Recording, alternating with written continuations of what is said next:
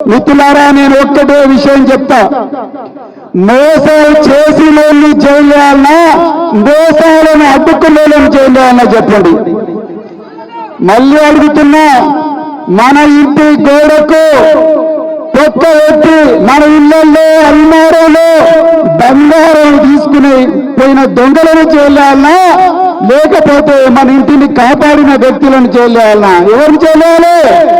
దొంగలను చేయాలి, మోసం చేసిన వాళ్ళని చేయాలి. కానీ అలా మోసం ఎందుకు చేస్తున్నారు?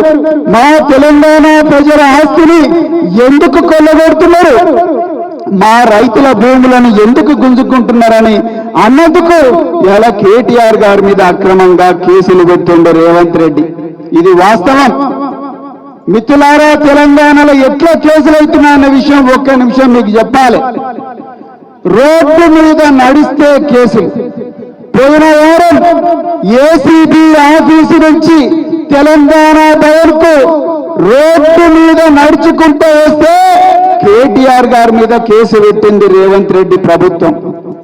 మిత్రులారా, భువనగిరిలో మీ అందరి పక్షాన బీఆర్ఎస్ నాయకులందరూ కలిసి కొట్లాడుతుంటే, రైతులకు మోసం చేస్తున్నారు ఎందుకు అని చెప్పి కొట్లాడుతుంటే, కాంగ్రెస్ గుండెగాళ్ళు పొద్దున 11 గంటలకు పెద్ద ఎత్తున జులూస్ తీసుకుంటూ పోయి మన బీఆర్ఎస్ పార్టీ కార్యాలయం మీద దాడి చేసి తెలంగాణకు ప్రాణత్యాగానికి కూడా సిద్ధమై తెలంగాణను తీసుకొచ్చిన కేసీఆర్ గారి ఫోటోను తీసుకొని దాన్ని ముక్కలు ముక్కలు చేసి దాని మీద కాలు పెట్టిన దుర్మార్గులను రేవంత్ రెడ్డి ప్రభుత్వం ఒక్క నిమిషం చప్పట్లు కొట్టాల్సిన బాధ కాదు, రక్తం మరగాల్సిన విషయం ఇది. మిత్రులారా, నేను మళ్ళీ చెప్తున్నా, రేవంత్ రెడ్డి పోలీసులు ఆ గుండెగాళ్లను సర్కిల్ ఇన్స్పెక్టర్ ఆఫ్ పోలీసు ఏ సీట్లో కూర్చుంటారో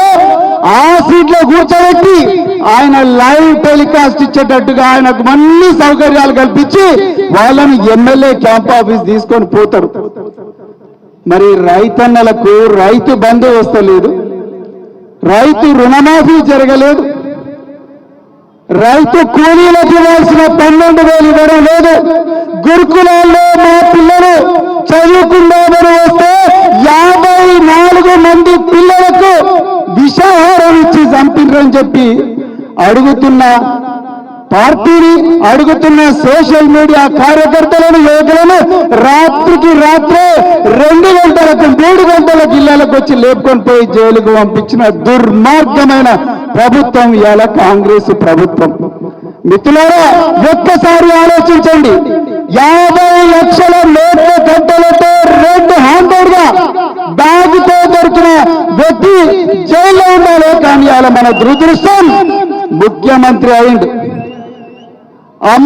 అదానీ దగ్గర నుంచి దొంగచాటుగా 100 కోట్ల రూపాయలు తీసుకొని 12,000 కోట్ల రూపాయల తెలంగాణ ఆస్తిని అదానీకి కట్టుబడుతుంటే ఒక్కడ కేటీఆర్ గారు మా తెలంగాణ ప్రజల ఆస్తి మా రైతు కూలీలకు, చాకలి కమ్మరి కుమ్మరి, గౌడ, ముదిరాజు, మున్నూరు, కాపు, యాదవ, మాల, మాదిగ, లబ్బాల, ఎరుకల, రెడ్డి అందరూ కూడా అన్ని కులాలకు చెందుతుంది. బిడ్డ నువ్వు తీసుకుపోయి గుజరాత్ అదానీ చేతిలో పెడుతున్నామని పోరాటం చేస్తే ఏసీబీ కేసు పెట్టి, ఈడీ కేసులు పెట్టి జైలుకు పంపించాలని చూస్తున్నారు. మిత్రులారా,